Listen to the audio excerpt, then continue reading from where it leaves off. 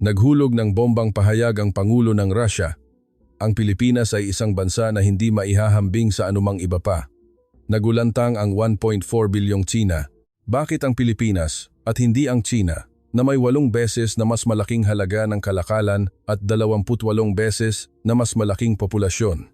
Ang katotohanang nasaksihan ng isang diplomatang Tsino na ipinadala sa Moscow sa loob ng 3 taon ay nakakagulat. 78% sa Pilipinas, 31% sa Tsina.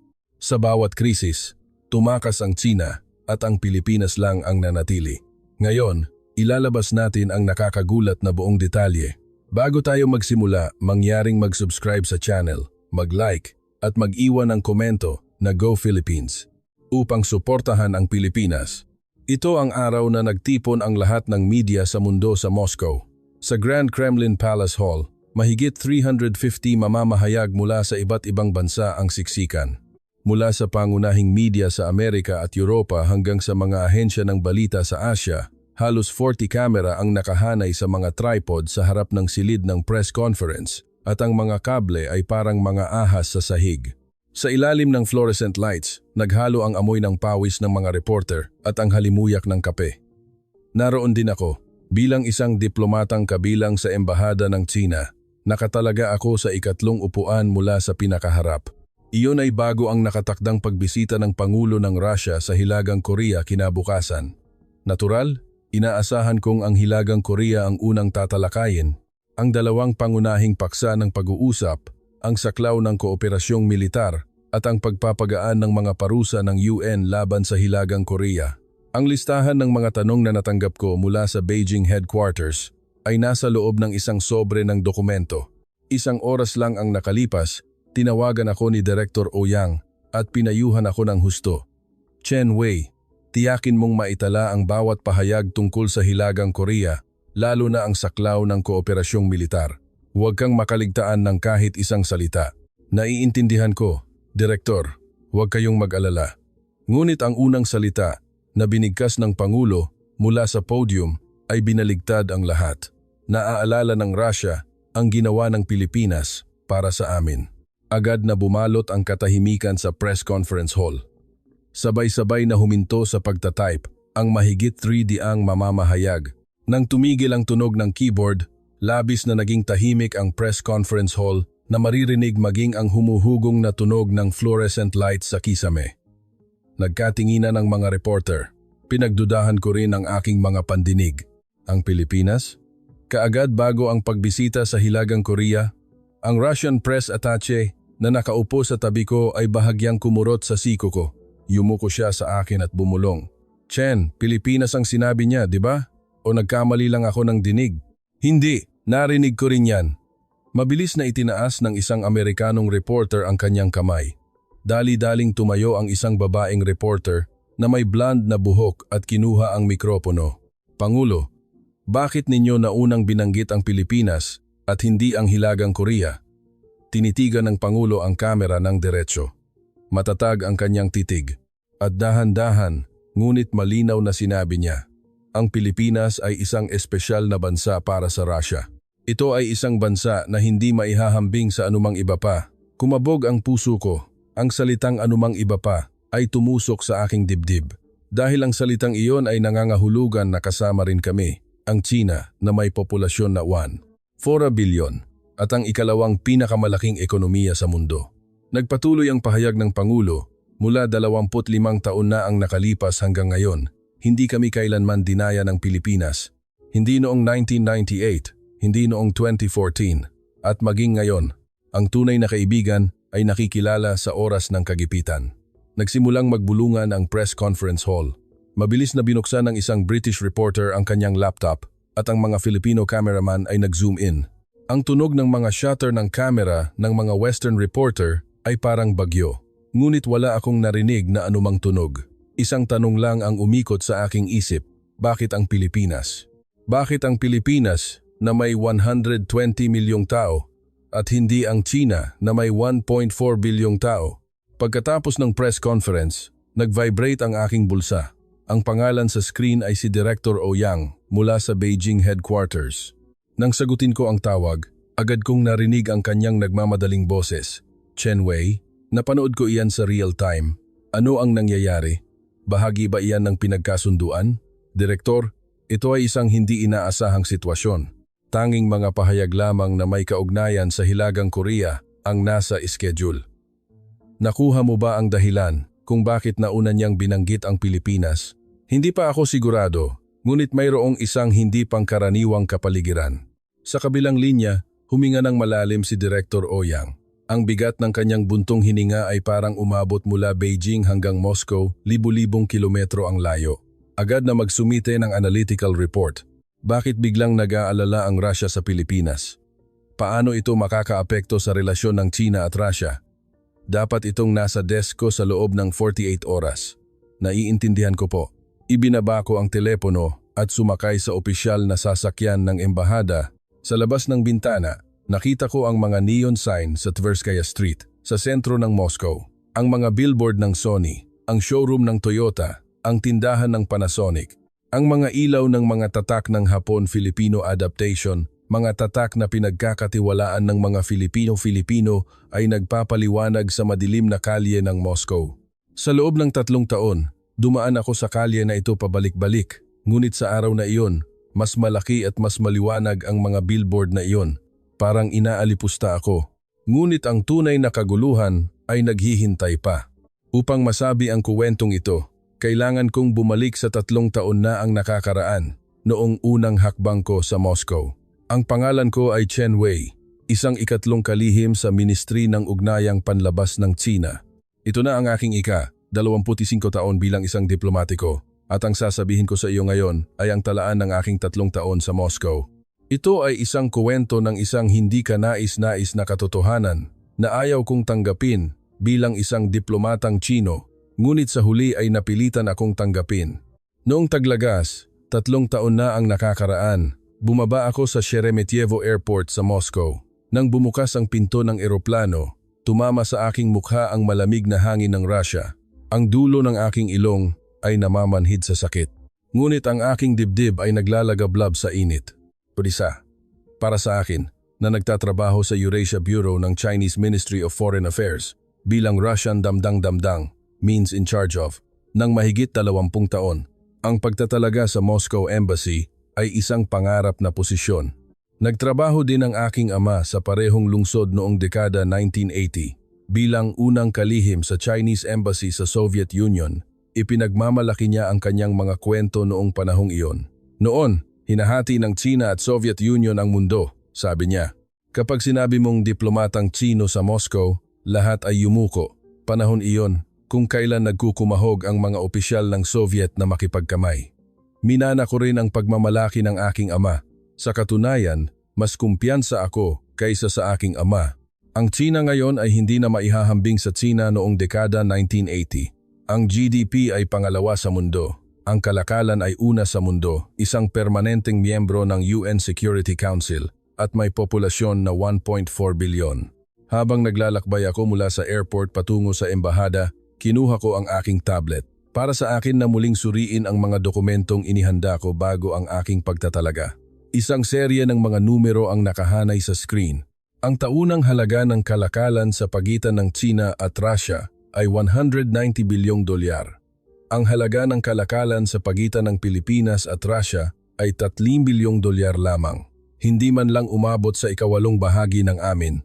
Ang halaga ng pamumuhunan ng China sa Russia sa pamamagitan ng One Belt One Road Project lamang ay lumampas na sa 45 bilyong dolyar.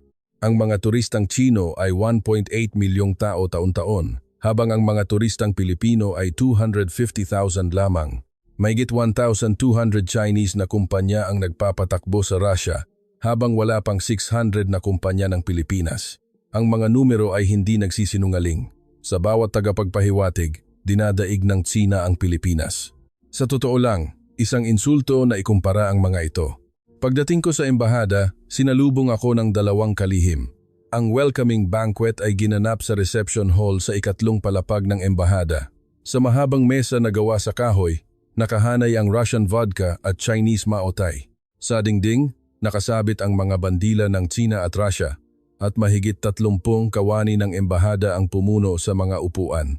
Kinuha ni Kalihim Lee ang baso ng vodka at pinangunahan ng toast, maligayang pagdating kay Third Secretary Chen. Ang kasalukuyang relasyon ng China at Russia ay nasa pinakamataas na antas sa kasaysayan. Ang mga pinuno ng dalawang bansa ay nagpulong ng 3 beses ngayong taon lamang at ang kooperasyong enerhiya ay nasa pinakamalaking sukat sa kasaysayan. Ang iyong trabaho ay gawing mas matibay ang relasyong ito. Naiintindihan ko po, Ambassador. May tiwala ako. May tiwala talaga ako.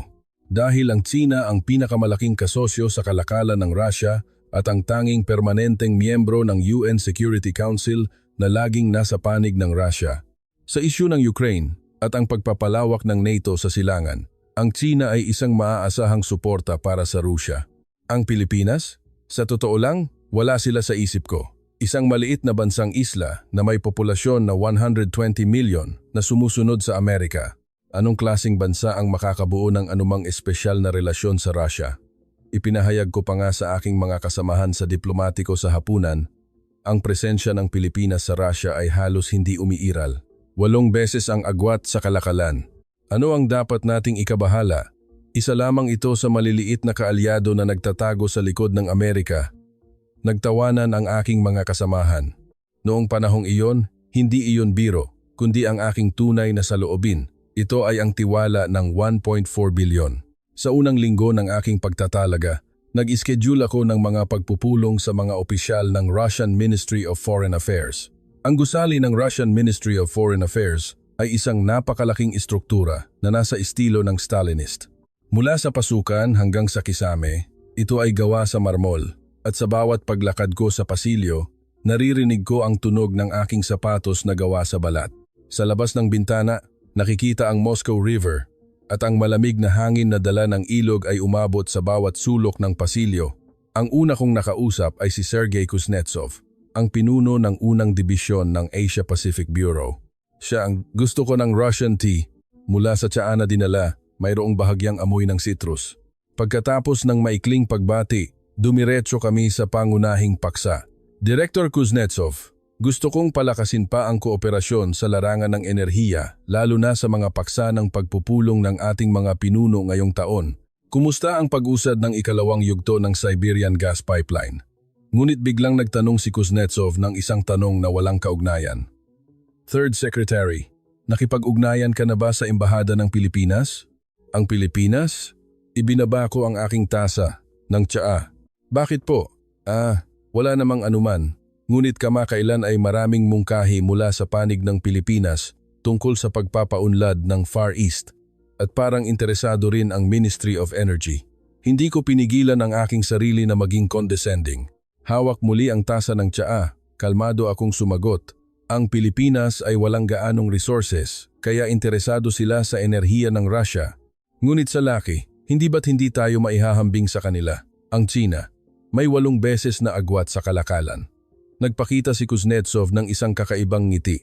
Isang ngiti kung saan bahagya lang umakyat ang sulok ng kanyang bibig, ang kanyang titig, na nakikita sa likod ng tasa ng tsaa, ay parang may alam. Sa panahong iyon, hindi ko naintindihan ang kahulugan ng ngiting iyon. Ito ay pagkatapos lamang na naintindihan ko. Ibig sabihin nito, marami kang hindi nalalaman. Habang pabalik sa embahada, pagkatapos ng pagpupulong, tiningnan ko ang labas ng bintana.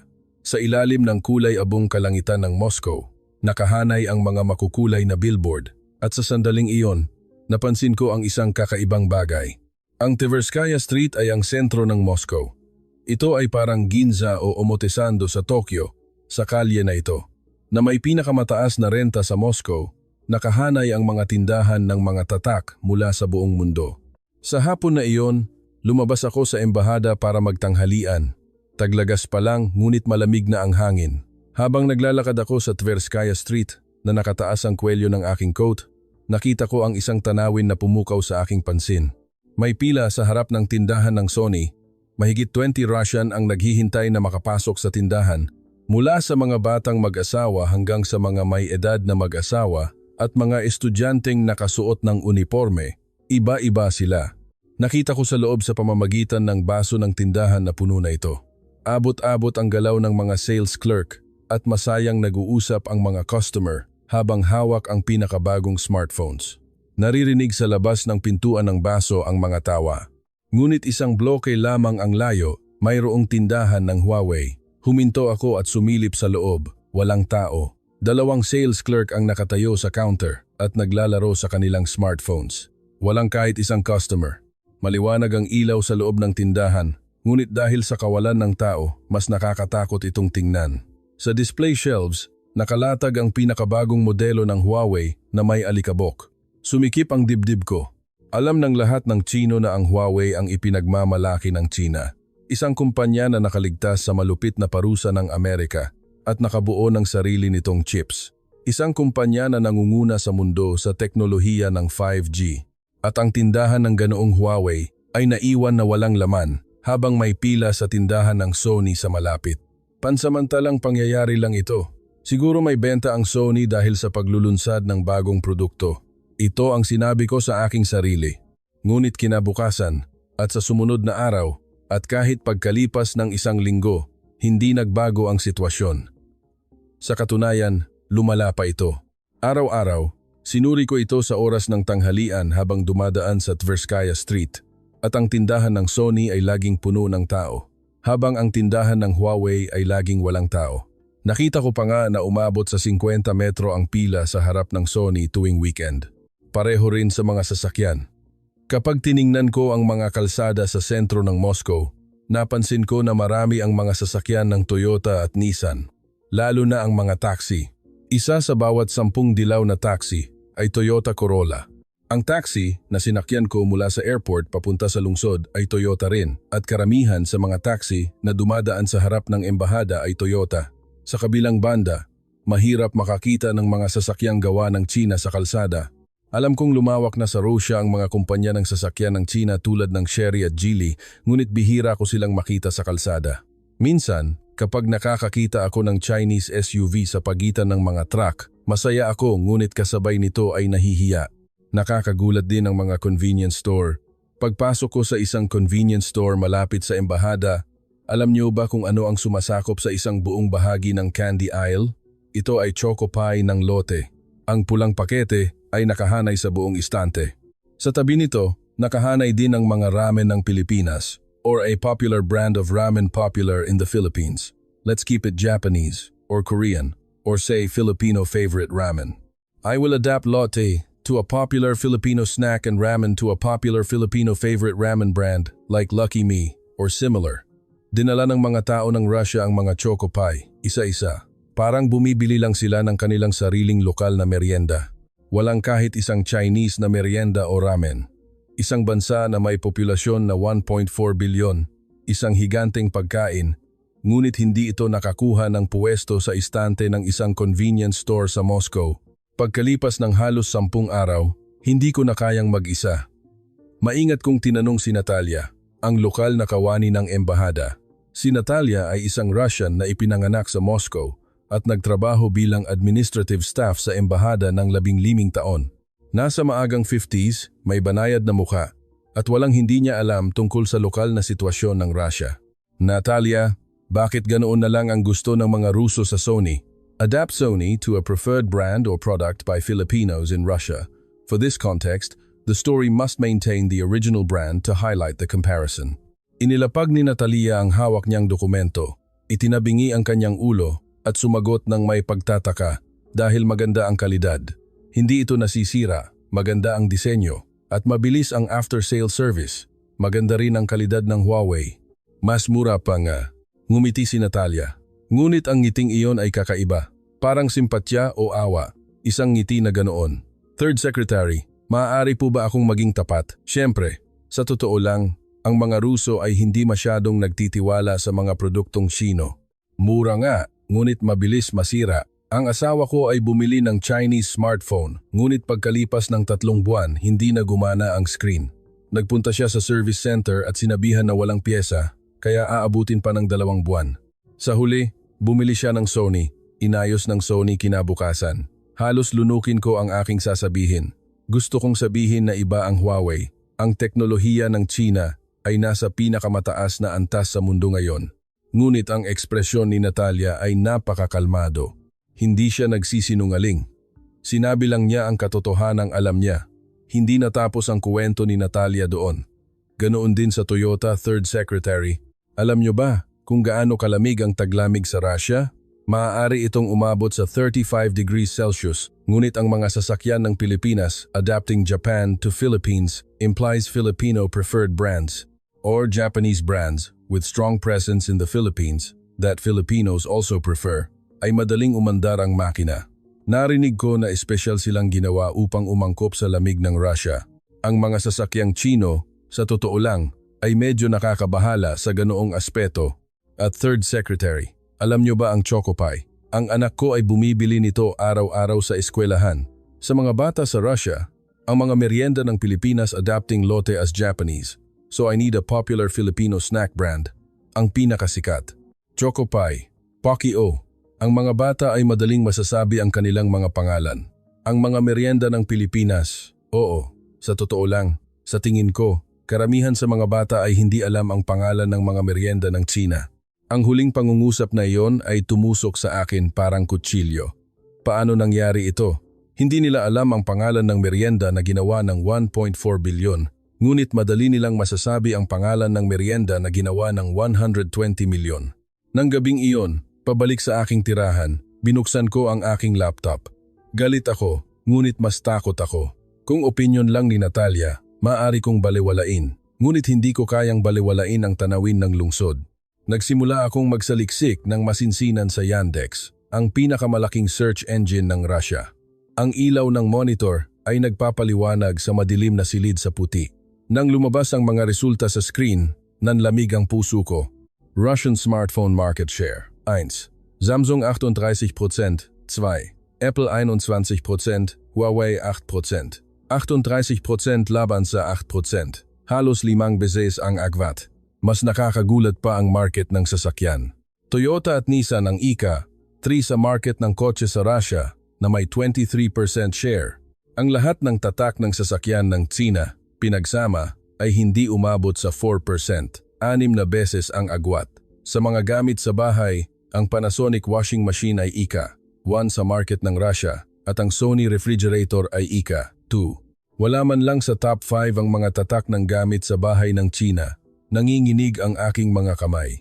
Nawalan ng lakas ang aking mga daliri sa paghawak sa mouse. Ngunit hindi ako makahinto. Nagpatuloy ako sa paghahanap. Nakita ko ang pinakabagong resulta ng survey mula sa VTSIOM, isang kumpanya ng survey ng opinion sa Russia. Ito ay isang survey tungkol sa pinakapaboritong bansa sa Asia. 1.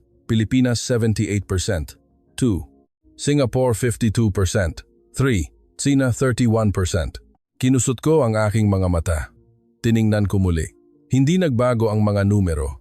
Pilipinas 78%, China 31%. Higit sa doble ang agwat. Isang bansa na may populasyon na 1.4 bilyon ay natalo sa isang bansa na may populasyon na 120 milyon ng higit sa doble sa pabor. Ang mas nakakagulat pa ay ang mga resulta ayon sa rehiyon. Sa mga lungsod sa kanluran tulad ng Moscow, mas mataas pa ang pagtingin sa Pilipinas sa Siberia at Far East. Sa Vladivostok, ang pagtingin sa Pilipinas ay umabot sa 85%. Ang lungsod na pinakamalapit sa hangganan ng China ay mas gusto ang Pilipinas kaysa sa China. Ipinikit ko ang aking laptop. Hindi ko na kaya pang tingnan. Humiga ako sa kama at tiningnan ang kisame. Gabi na ng taglagas sa Moscow. Mula sa bintana, pumasok ang mahinang ilaw ng kalye. Mula sa kung saan, mahina akong nakarinig ng busina ng kotse. Pansamantalang pangyayari lang ito. Dahil sa pop culture ng Pilipinas, pansamantala lang ito. Kapag lumipas na ang J-pop at anime craze, natural na babalik sa China. Ito ang sinabi ko sa aking sarili habang ipinipikit ko ang aking mga mata. Ngunit sa isang sulok ng aking puso, lumalaki ang takot. Noong nagtatrabaho ang aking ama dito noong dekada 1980, ang Pilipinas ay isang bansa na halos walang presensya sa mga Ruso. Hindi man lang nabanggit ang salitang Pilipinas sa memoir ng aking ama. At ngayon, pagkalipas ng 40 taon, ang Pilipinas ang numero 1 sa pagtingin? Ano ang nangyari sa loob ng 40 taong iyon? Sa panahong iyon, hindi ko pa alam. Ang tanong na ito ang magdadala sa akin sa 3 taon ng pagkabigla, kahihiyan at isang katotohanan na sa huli ay kailangan kong tanggapin. At ang mga pangyayari na nasaksihan ko sa Moscow ay ang pinakamabigat at pinakakahiya-hiya na naranasan ko sa aking 25 taon ng diplomatikong buhay. Ngunit ang tunay na kuwento ay dito nagsisimula. Sa unang buwan ng aking pagtatalaga, naghahanda ako ng quarterly report para sa Beijing headquarters. Ang pamagat ay kasalukuyang kalagayan ng mga kumpanya ng Tsina sa Russia. Isang ulat na kinakailangan kada quarter, kaya balak kong isulat ito ng basta-basta. Ngunit nang subukan kong isama ang kasalukuyang kalagayan ng mga kumpanya ng Pilipinas sa Russia bilang comparative data, huminto ang aking kamay. Sony Russia, 4,200 empleyado. Smartphone market share sa Russia, 38%. TV market share, 41%. Nagpapatakbo ng mga direktang tindahan sa 12 pangunahing lungsod tulad ng Moscow at St. Petersburg. 7 service centers sa buong Russia. Average repair time, 2 era, Toyota Russia, may factory sa street. Petersburg na may production capacity na 230,000 units. Lokal na bahagi ng produksyon sa Russia, 52%. 6,500 empleyado, 6,100 sa kanila ay Ruso. Car market share, 23%. Panasonic Russia. Washing machine market share, first. Air conditioner market share, second. Nagpapatakbo ng 65 service centers sa buong bansa. Lotte Choco Pie, third sa Russian snack market sa pamamagitan lamang ng isang produkto. Nagtayo ng sarili nitong factory sa Tver region at gumagawa ng produkto sa Russia. 780 empleyado, lahat ay Ruso. Habang inilalatag ko ang mga numero, lalong sumisikip ang aking dibdib. Paano kung ikumpara ito sa mga kumpanya ng China? Ang market share ng Huawei sa Russia ay 8%. Ang mga tatak ng gamit sa bahay ng China tulad ng Haier ay wala sa nangungunang market share. Ang pinagsamang market share ng mga tatak ng sasakyan ng China ay mas mababa sa 4%. Wala kahit isa sa mga tatak ng pagkain ng China ang nasa nangungunang 10 sa market ng Russia. Sa laki ng kalakalan, kami ay 8 beses na mas malaki. Ngunit sa consumer market, dinadaig kami ng Pilipinas. Ano ang sitwasyong ito? Huminto ako sa pagtatapos ng ulat at tumitig sa monitor. Naintindihan ko sa aking isip. Ang karamihan ng halaga ng kalakalan, dolyar, ay transaksyon ng mga raw materials tulad ng langis, natural gas, uling, at kahoy. Ang China ay bumibili ng resources mula sa Russia. Sa kabilang banda, ang Pilipinas ay nagbebenta ng mga consumer goods, electronics, at sasakyan sa Russia. Kaya, kami, ang China, ay isang bansa na bumibili rin mula sa Russia, habang ang Pilipinas ay isang bansa na nagbebenta rin sa Russia. Ang nakikita ng mga mamamayan ng Russia araw-araw ay mga smartphone ng Sony, mga sasakyan ng Toyota at Choco Pie ng Lotte, adapting these brands as examples of Filipino preferred or trusted brands, at hindi ang istatistika ng pag-import ng langis ng China. Ngunit ayaw kong tanggapin, kaya naghanap ako ng ibang data. Naisip ko na mayroong dapat na tagapagpahiwatig kung saan kami ay nakahihigit. Sinuri ko ang trend ng dami ng paghahanap para sa mga produkto ng Pilipinas, adapting Japanese products, sa Russian internet shopping malls na Zont at Wildberries. Nang lumabas ang mga resulta, napatayo ako mula sa aking upuan. Sa nakaraang 3 taon, ang dami ng paghahanap para sa mga pampaganda ng Pilipinas sa Russian online shopping malls ay tumaas ng 340%. Ang dami ng paghahanap para sa mga pagkain ng Pilipinas ay tumaas ng 280%. Ang dami ng paghahanap para sa mga gamit sa bahay ng Pilipinas ay tumaas ng 250%. Sa kabilang banda, ang dami ng paghahanap para sa mga produkto ng China ay bumaba sa lahat ng kategorya at partikular. Ang dami ng paghahanap para sa mga electronic products ng China ay bumaba ng 15%. 340% laban sa 15%. Hindi lang ito epekto ng pop culture ng Pilipinas. Maaaring makaakit ng interes ang popularidad, ngunit upang maging aktwal na pagbili, dapat may tiwala sa produkto mismo. Ang mga mamimili ng Russia ay naghahanap ng mga produkto ng Pilipinas hindi dahil maganda ang drama, kundi dahil maganda ang mga produkto ng Pilipinas. Nag-alinlangan ako kung isusulat ko ang nilalaman na ito sa ulat. Sa huli, hindi ko isinulat. Dahil kung magsusumite ako ng ulat na natalo kami sa Pilipinas, ituturing akong walang kakayahan ng headquarters. Ngunit ang mga numero na binura ko ay hindi nawala sa aking isip. Sa 2 buwan ng aking pagtatalaga, dumating ang unang pagkabigla. Ito ay sa hapunan kasama si Igor Petrovich, ang Deputy Minister ng Russian Ministry of Foreign Affairs.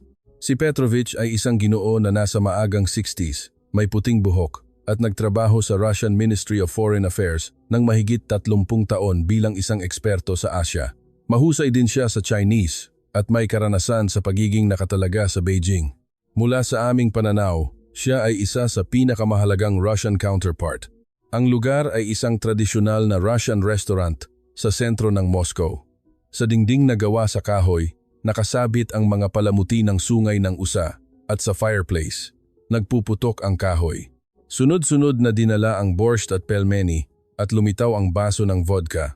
Maganda ang kapaligiran. Pagkatapos uminom ng 3 o 4 na baso ng vodka, naging mas madali ang pag-uusap. Natural kong sinimulan ang pangunahing paksa. Deputy Minister, gusto naming palakihin ang partisipasyon ng mga kumpanya ng China sa mga proyekto sa pagpapaunlad ng Far East ng Russia kamakailan. Lalo na sa larangan ng infrastruktura, nakikita namin na maraming mayaambag ang China. Inilapag ni Petrovich ang baso ng vodka at tumingin sa akin. Ang kanyang titig ay naging seryoso. Third Secretary, maaari ba akong maging tapat? Siyempre, sa pagpapaunlad ng Far East, ang pinagkakatiwalaan naming kasosyo ay ang Pilipinas. Huminto ang aking kamay na hahawak sa baso ng vodka. Ngumiti ako, ang Pilipinas? Kung titingnan sa laki ng kalakalan, ang China ang nakahihigit, hindi ba? Umiling si Petrovich. Dahan-dahan, ngunit matatag. Ang laki at tiwala ay magkaibang issue. Third Secretary. Naaalala mo ba ang 1998? 1998? Ang krisis sa ekonomiya ng Russia? Tama. Ang araw na ang ruble ay naging basura sa isang gabi. Uminom si Petrovich ng isang lagok ng vodka at dahan-dahang nagsimulang magsalita. Ang apoy sa fireplace ay nagkulay pula sa kanyang mukha na puno ng mga kunot. Noong tag-araw ng 1998, idineklara ng gobyerno ng Russia ang default. Bumagsak ang halaga ng ruble ng 70% sa isang araw. Tumakas ang lahat ng dayuhang kumpanya. Isa-isang namatay ang mga ilaw ng mga dayuhang kumpanya sa Moscow. Nagkumpulan ang mga dayuhang empleyado sa airport. Alam ko iyon. Ito ay isang makasaysayang katotohanan. Ganon din ba sa mga kumpanya ng China? Mahina akong tanong. Akala ko hindi naman siguro tumakas ang China. Tinitigan ako ni Petrovich ng diretso. Third Secretary, 90% ng mga kumpanya ng China ang umalis. Ano? 90%? Oo. 90%. Sa humigit kumulang 2,300 kumpanya ng China na nagpapatakbo sa Russia, 2,100 sa kanila ang nag-impake sa loob ng 6 na buwan. Mayroon ding mga kumpanya na tumakas sa gabi nang hindi binabayaran ang suweldo ng mga empleyado. Isinara nila ang kanilang mga factory at nawala ng walang abiso sa mga empleyado ng Russia. Bumilis ang tibok ng aking puso. Ang baso ng vodka na hawak ko ay bahagyang kumirot. Kumusta naman ang Pilipinas? Nanginginig ang aking boses. Nararamdaman ko na ang sagot. Ngumiti si Petrovich. Isang mainit at mapagmataas na ngiti. Walang kahit isang kumpanya ng Pilipinas ang umalis. Nanlamig ang aking likod. Nagpadala ng email ang Sony sa mga empleyado ng Russia kinabukasan pagkatapos bumagsak ang ruble. Hindi kami aalis. Babayaran namin ang inyong suweldo ng normal. Hindi nila kailanman pinatay ang ilaw ng kanilang tindahan sa Moscow. Ipinagpatuloy nila ang pagbubukas ng kanilang tindahan kahit na walang pera ang mga mamimili ng Russia para bumili ng mga bagay-bagay. Mas nakakagulat ang desisyon ng Toyota dahil bumaba ang halaga ng ruble ng 70%, hindi na kayang bumili ng sasakyan ng mga Ruso. Ngunit alam mo ba ang ginawa ng Toyota? Pinagaan nila ang mga tuntunin ng pautang at sinagot nila ang sarili nilang pagkalugi sa currency exchange kapag nagbabayad sa ruble. Pinayagan nilang makabili ng sasakyan ang mga mamimili ng Russia kahit na sila ang malulugi. Ganoon din sa Panasonic. Sa gitna ng krisis sa ekonomiya, sa halip ay dinagdagan pa nila ang kanilang mga service center. Habang isinasara ng mga kumpanya mula sa ibang bansa ang kanilang mga service center, nagbukas ang Panasonic ng mga bagong center. Pinahaba pa nila ang libreng repair period ng 6 na buwan dahil alam nilang hindi kayang magbayad ng mga Ruso para sa repair.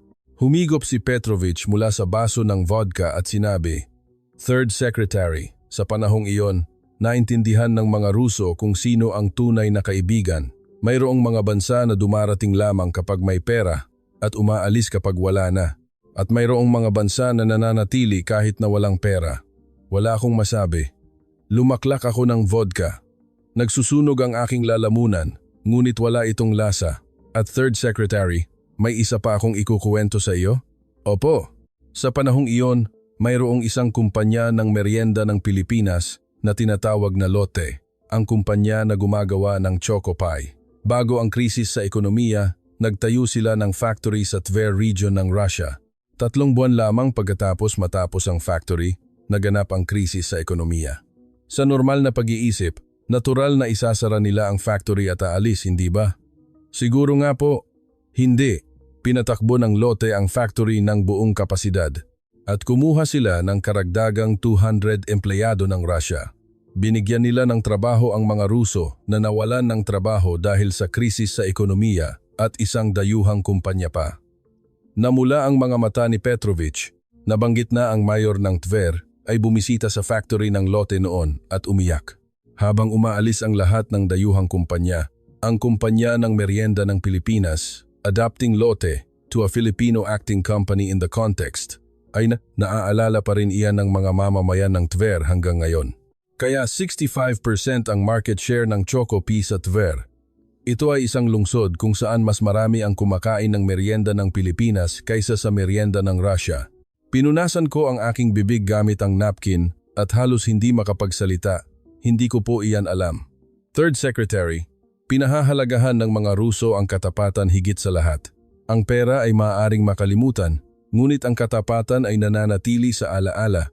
Ang ipinakita ng Pilipinas noong 1998 ay katapatan. At ang katapatan na iyon ay nananatili sa alaala ng mga Ruso hanggang ngayon, 25 taon na ang nakalipas. Paglabas namin ng restaurant, sinalubong ng hangin sa gabi ng Moscow ang aking mukha.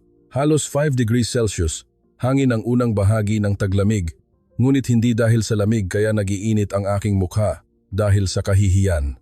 Habang naglalakad pabalik sa embahada, isang isip ang hindi nawawala sa aking ulo, umalis din kami. Noong 1998, 90% ng mga kumpanya ng China ang iniwan ng Russia. Walang kahit isang kumpanya ng Pilipinas ang umalis. Ang katotohanan ito ay hindi ko kailanman na-report sa akin sa loob ng aking 25 taon ng diplomatikong buhay. Sa 3 buwan ng aking pagtatalaga, nagpunta ako sa Far East para sa isang business trip, Vladivostok, ang pintuan ng Russia sa Karagatang Pasipiko, at isang lungsod na 130 km lamang mula sa hangganan ng China. Ang layunin ng business trip ay ang magsaliksik sa site upang madagdagan ang partisipasyon ng mga kumpanya ng China sa mga proyekto sa pagpapaunlad ng Far East. Simple lang ang tagubilin ng headquarters.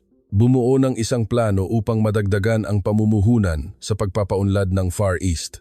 Ang China ay dapat maging isang pangunahing kasosyo sa Far East. Buong tiwala akong dumating sa Vladivostok. Ngunit mula sa sandaling bumaba ako sa airport, nakaramdam ako ng kakaibang hangin. Sa arrival lobby ng airport, nakasabit ang mga ad ng Sony at Toyota sa malaking electronic billboard. Walang kahit isang ad ng kumpanya ng China. Sa isang lungsod na 130 kilometers lamang ang layo mula sa hangganan ng China, sa unang araw, nakipagpulong ako kay Andrei Volkov, ang opisyal na namamahala sa Economic Development Bureau ng gobyerno ng Vladivostok. Nasa maagang 40s, matipunong katawan at direktang magsalita na parang isang dating sundalo. Third Secretary, maaari ba akong maging tapat? Siyempre. Sa Far East, hindi maganda ang imahe ng mga kumpanya ng China. Sa anong aspeto? Uminom si Volkov ng isang lagok ng tsaa at huminga ng malalim. 3 taon na ang nakakaraan, nagtayo ang isang kumpanya ng konstruksyon ng China ng isang apartment complex sa Vladivostok. Ito ay may 10 gusali at 1,200 units. Wala pang 2 taon pagkatapos ng occupancy, nagkaroon ng mga bitak sa panlabas na pader. Sa taglamig, nagkaroon ng amag dahil sa condensation at nag-freeze ang mga tubo kaya naghain ng kolektibong reklamo ang 800 na residente. Ngunit alam mo ba ang sinabi ng kumpanya ng konstruksyon ng China? Sinabi nilang hindi ito proyekto na sakop ng kanilang headquarters at hilingin sa kontraktor na linawin ang responsibilidad. Ngunit ang kontraktor ay umalis na sa Russia. Ang galit ay naririnig sa boses ni Volkov. 1,200 na mamamayan ng Russia ang nakulong sa mga apartment na puno ng depekto. Ang average na halaga ng repair ay 3.5 milyong ruble kada unit, higit sa kalahati ng kanilang taunang kita. Ngunit walang kumuha ng responsibilidad. Yumuko ako. Wala akong masabi. Hindi huminto sa pagsasalita si Volkov. Hindi lang iyan. Mayroon ding issue sa ilegal na pangingisda ng mga kumpanya ng pangingisda ng Tsina. Sa loob ng 3 taon, mahigit 340 na kaso ang naitala kung saan nahuli ang mga bangka ng pangingisda ng Tsina na nangingisda ng walang pahintulot sa karagatan ng Far East. Kahit na ipatupad ng Russian Coast Guard ang batas, nagbabayad sila ng multa at ginagawa itong muli. Ang damdamin laban sa mga bangka ng pangingisda ng Tsina ay napakasama sa mga mangingisda ng Far East at Third Secretary. Ang pinakamalaking problema ay ang issue sa mga manggagawang Tsino. Kapag lumahok ang mga kumpanya ng konstruksyon ng Tsina sa mga proyekto sa Far East, nagdadala sila ng maraming manggagawang Tsino. Ang lokal na trabaho para sa mga Ruso ay pinabababa sa pinakamaliit at ang mga manggagawa mula sa Tsina ay nagtatrabaho sa mga dorm. Mula sa pananaw ng mga Ruso, parang inaagawan sila ng trabaho sa kanilang sariling lupain. Ang damdamin laban sa Tsina ay lalong tumataas sa mga residente ng Far East. Kinuha ni Volkov ang isang dokumento mula sa drawer ng kanyang desk. Tingnan mo ito. Ito ay isang survey na isinagawa sa mga mamamayan ng Vladivostok. Ang tanong ay kung sino ang pinakamahusay na dayuhang kasosyo para sa pagpapaunlad ng Far East. Kinuha ko ang dokumento. Nang makita ko ang mga resulta, halos huminto ang puso ko. 1. Pilipinas, 62%. 2. Amerika, 21%. 3. Tsina, 8%.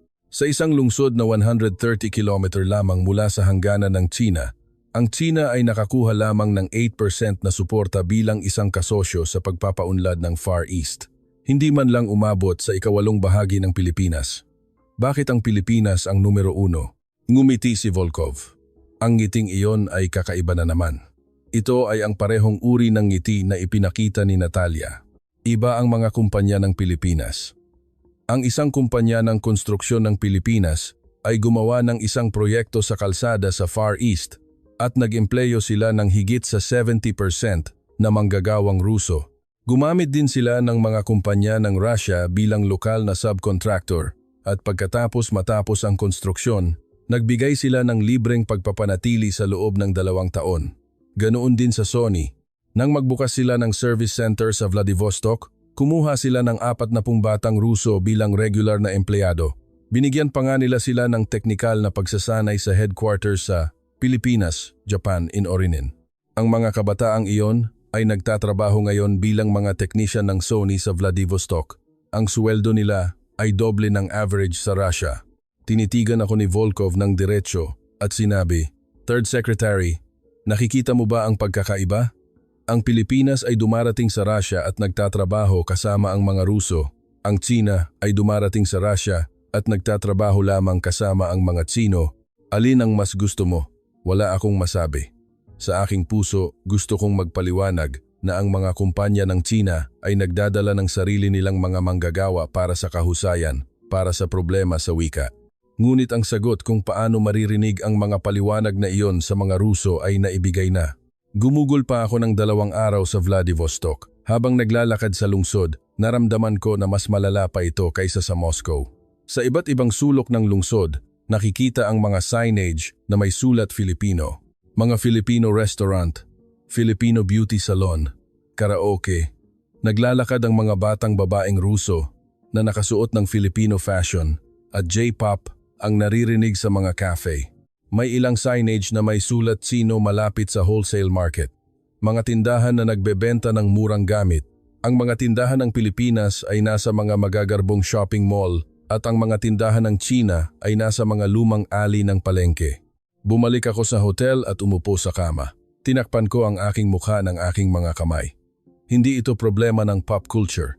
Ito ay problema ng kalidad, problema ng tiwala at problema ng ugali. At ang pinakamasakit ay ito ay lahat ng resulta ng sariling gawa ng Tsina.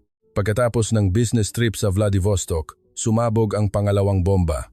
Ito ay sa pagpupulong kasama si Dmitry Sokolov, ang Deputy Minister ng Russian Ministry of Energy. Ito ay isang praktikal na pagpupulong tungkol sa kooperasyong enerhiya ng Tsina at Russia Ngunit pagkatapos ng pagpupulong, biglang sinabi ni Sokolov, Third Secretary, alam mo ba ang resulta ng pagpili ng kasosyo para sa ikatlong yugto ng pagpapaunlad ng Sakhalin gas field? Hindi pa ba ito inaanunsyo? Impormal na nagpasya na. Ang kumpanya ng Pilipinas ang napili. Bumigat ang aking puso. Ang ikatlong yugto ng Sakhalin gas field ay isang super large project na may tinatayang reserba na 5 trillion cubic meters at isang investment scale na 28 bilyong dolyar. Ito ay isang proyekto na pinagpaguran ng China sa loob ng 3 taon. Bakit ang Pilipinas? Kung titingnan ang investment scale, mas paborablo ang China, hindi ba? Sumandal si Sokolov sa likod ng kanyang upuan at sinabi, nakakaasar ang kanyang tingin. Third Secretary, naaalala mo ba ang 2014? 2014, ang krisis sa Ukraine? Tama. Nagpataw ang mga bansang kanluranin ng malawakang parusa sa Russia, Germany, Amerika, Britain. Ganap na itinigil ang mga transaksyon sa enerhiya. Alam ko po iyan. Sa panahong iyon, malaking tulong ang ibinigay ng China sa Russia. Ang kontrata sa gas pipeline na Power of Siberia ay nilagdaan din noon, hindi ba? Tumango si Sokolov. Ngunit ang sumunod na sinabi niya ang problema. Tama po. Nilagdaan ang kontrata sa Power of Siberia. Ngunit Third Secretary, alam mo ba kung anong mga kondisyon ang kontrata na iyon? Hindi ko po maalala ng eksakto, ngunit narinig ko na ito ay kanais-nais para sa magkabilang panig. Ngumiti si Sokolov ng mapait. Sa totoo lang, sinamantala ng China ang kahinaan ng Russia na nalugmok sa mga parusa ng kanluranin. Binili nila ang gas sa presyong 30% na mas mababa kaysa sa international market. Dahil alam nilang wala kaming pagpipilian, sinasabi nilang kaalyado, ngunit sinamantala nila ang kahinaan ng kanilang kaibigan. Uminit ang aking mukha. Gusto kong ipaliwanag, ngunit ito ay totoo. Ang katotohanan na sinamantala ng China ang pagkakahiwalay ng Russia upang makakuha ng paborableng kondisyon ay isang open secret sa diplomatikong mundo. Nagpatuloy si Sokolov, iba ang Pilipinas. Paano? Nang magsimula ang mga parusa ng kanluranin noong 2014, malaking pressure din ang inilagay sa mga kumpanya ng Pilipinas. Pinipilit ng Amerika ang mga kaalyado nito na bawasan ang kanilang kalakalan sa Russia. Karamihan sa mga kumpanya ng Europa ay umalis. Ang Pilipinas, nag-anunsyo ng pagtaas ng pamumuhunan ang Sony sa Russia. Agad pagkatapos ng mga parusa, ipinagpatuloy ng Toyota ang planong pagpapalawak ng factory nito sa St. Petersburg gaya ng nakatakda. Nagdagdag ang Panasonic ng 15 service centers. Dapat ay may pressure mula sa Amerika, syempre mayroon. Ngunit nanindigan ang mga kumpanya ng Pilipinas. Eksaktong pareho noong 1998. Pagkalipas ng 16 taon, pareho lang ang nangyari. Nang umalis ang lahat ng bansa, ang Pilipinas lang ang nanatili. Yumuko si Sokolov at tinitigan ako ng diretsyo. Third Secretary, iyon ang dahilan kung bakit naging kasosyo ang Pilipinas sa Sakhalin gas field. Maaring mas malaki ang investment scale ng China, ngunit gaano man kaganda ang investment conditions, hindi namin maipagkakatiwala ang isang 28 bilyong dolyar na proyekto sa isang kasosyo na tatakas kapag dumating ang krisis. Huminga ako ng mababaw. Sa aking isip, nagsalubong ang mga salita ni Petrovich noong 1998 at ang mga salita ni Sokolov noong 2014. 1998, 90% ng mga kumpanya ng China ang umalis. Walang umalis na kumpanya ng Pilipinas. 2014, sinamantala ng China ang kahinaan ng Russia. Nanatili ang Pilipinas sa kabila ng pressure ng Amerika. Isang pattern ang nakita ko. Sa bawat krisis, umaalis o nagsasamantala ang China, nananatili ang Pilipinas. Sa loob ng 25 taon, sa dalawang krisis, hindi kailanman dinaya ng Pilipinas ang Russia. Pagbalik ko sa embahada, agad akong tumawag sa headquarters. Sumagot si Director Ouyang. Direktor, ang Pilipinas ang napili bilang kasosyo sa ikatlong yugto ng Sakhalin gas field. Ano? Isang proyekto na pinagpaguran natin sa loob ng 3 taon. Ang dahilan ng panig ng Russia ay ang issue ng tiwala. Ang mga aksyon ng mga kumpanya ng China noong 1998 at 2014 ay may epekto hanggang ngayon. Nagkaroon ng mahabang katahimikan sa kabilang linya at sinabi ni Director Ouyang, ang Pilipinas ang umagaw ng 28 bilyong dolyar na proyekto? Ano ang ginawa ng lokal na damdang, in charge? Sumara ang aking bibig. Hindi dahil wala akong sasabihin, kundi dahil alam kong ayaw marinig ng direktor ang tunay na dahilan. Pagkalipas ng halos 1 taon sa aking pagtatalaga, naganap ang isang mahalagang pangyayari. Nagpataw ang Amerika ng export restriction sa mga mahahalagang materyales para sa semiconductors sa Pilipinas, adapting Japan to Philippines. Hydrofluoric acid, photoresists, fluorinated polyimides. Ipinahayag ng Amerika na hindi nila ibebenta ang 3 materyales na ito na mahalaga para sa paggawa ng semiconductors sa Pilipinas. Nang marinig ko ang balitang ito, sumigaw ako sa loob ng aking puso. Sa totoo lang, naisip ko na kung masisira ang industriya ng semiconductor ng Pilipinas, natural na bababa ang posisyon ng Pilipinas sa Russia. Naisip ko na maaaring maging pagkakataon ito para sa Tsina. Ngunit pagkalipas ng ilang araw, dumating ang isang hindi kapani-paniwalang balita mula sa Russian Ministry of Industry and Trade. Nagpasya ang Russia na magbigay ng hydrofluoric acid sa Pilipinas. Ano? Ang Russia. At nagpasya sila sa loob lamang ng 1 araw pagkatapos matanggap ang kahilingan. 1 araw? 1 araw? Agad akong nakipag-ugnayan sa damdang, in charge, na seksyon ng Russian Ministry of Industry and Trade. Kailangan kong kumpirmahin ang katotohanan. Kinumpirma ng damdang na seksyon na totoo ito. Tama po, may kahilingan mula sa panig ng Pilipinas para sa emergency supply ng hydrofluoric acid at inaprubahan ng aming ministro kinabukasan. Sa loob ng 1 araw, karaniwan, gaano katagal ang ganitong uri ng desisyon? Karaniwan, aabutin ng 3 hanggang 6 na buwan para sa pag-apruba ng export ng mga strategic materials. Kailangan itong dumaan sa konsultasyon sa mga kaugnay na ahensya, pagsusuri sa seguridad, at pag-apruba ng Export Control Committee. Bakit naman 1 araw? Huminto sandali ang damdang na seksyon at pagkatapos ay mahinahon na sumagot, utos ng ministro. Dapat agad na iproseso ang kahilingan ng Pilipinas. Nang marinig ko ang mga salitang iyon, parang pinalo ako ng martilyo sa ulo. 1 araw para sa pag-apruba ng export ng strategic materials. Hindi iyon ginagawa kahit sa mga kaalyado. Kahit na humiling ang China ng export ng strategic materials, aabutin ng hindi bababa sa 3 buwan. Ngunit ang Pilipinas ay 1 araw. Nagpasya akong mag-eksperimento. Sa parehong panahon, mayroon ding kaso kung saan humiling ang China sa Russia ng pag-apruba ng export ng isang espesyal na kemikal.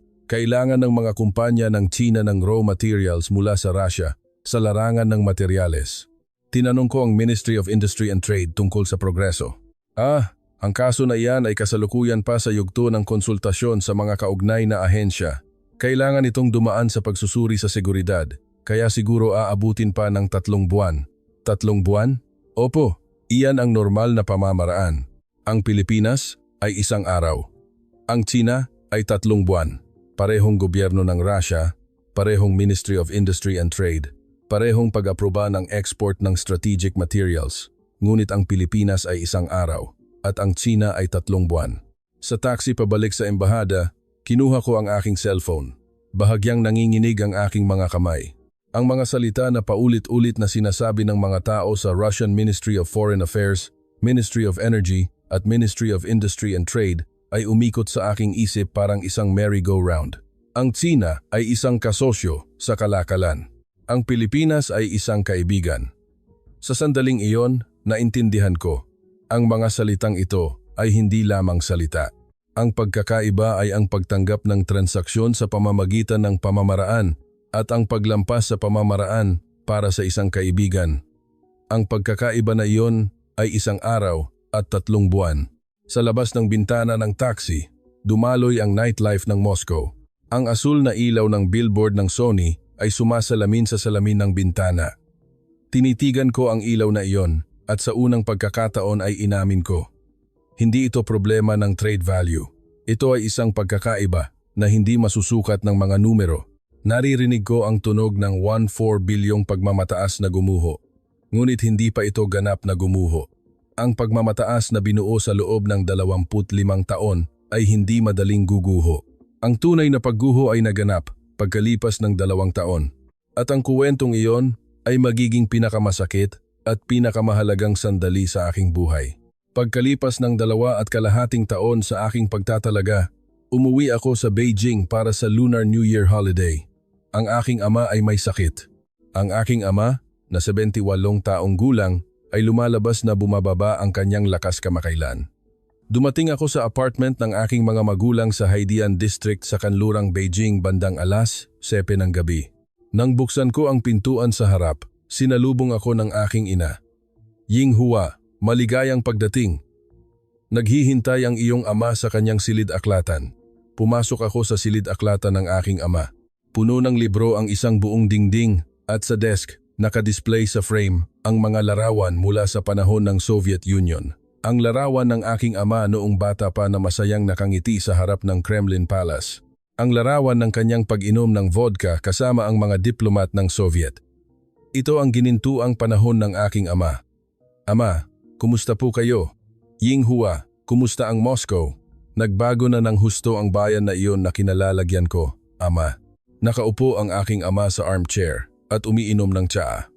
Malalim ang mga kunot sa kanyang mukha at puting-puti ang kanyang buhok, ngunit matalim pa rin ang kanyang tingin. Natural na magbago, 14 taon na ang lumipas. Ngunit Yinghua, hindi maganda ang kulay ng iyong mukha. May nangyari ba? Hindi po ama, pagod lang po ako. Ito ay kasinungalingan. Ang mga pangyayari sa Moscow sa loob ng 2.5 taon ay bumigat sa aking dibdib, ngunit hindi ko ito masabi sa aking ama. Paano ko masasabi sa kanya na sa Moscow, na ipinagmamalaki niya, natalo ang Tsina sa Pilipinas? Nang gabing iyon, pagkatapos matulog ng aking ama, pumasok ako muli sa silid-aklatan para tiningnan ang mga libro ng aking ama. Mga libro tungkol sa diplomasya, mga nobelang Ruso, mga libro ng kasaysayan ng Soviet. Habang tiningnan ko ang bookcase, nakita ko ang isang lumang leather notebook sa pinakamababang estante. Ang brown leather cover ay luma na at nabakbak at bilog ang mga sulok. Sa cover, nakasulat sa gintong letra, Moscow Diary, 1986-1989. Ito ang diary ng aking ama mula sa kanyang panahon sa Moscow. Bumilis ang tibok ng aking puso. Maingat kong binuksan ang mga pahina. Puno ng sulat kamay ng aking ama. Mga talaan ng mga pagpupulong sa mga opisyal ng Soviet. Ang panahon sa Moscow, mga draft ng sulat para sa aking ina. Ang pang-araw-araw na buhay sa Moscow, 40 taon na ang nakakaraan ay buhay na naitala. Nang mabasa ko ang entry sa diary noong Abril 15, 1987, huminto ang aking kamay. Ngayon, nakipagpulong ako kay Deputy Minister Ivanov ng Soviet Ministry of Foreign Affairs. May sinabi si Ivanov na may malalim na kahulugan. Ang Tsina ay isang mabuting kapitbahay, ngunit iba ang kapitbahay sa kaibigan. Pinag-isipan ko ng matagal kung ano ang ibig sabihin ng mga salitang ito. Ang mga Ruso ay pinahahalagahan ang katapatan higit sa lahat. Ang relasyong binili ng pera ay magtatapos kapag naubos ang pera. Marahil, iyan ang pagkakaiba sa pagitan ng kapitbahay at kaibigan.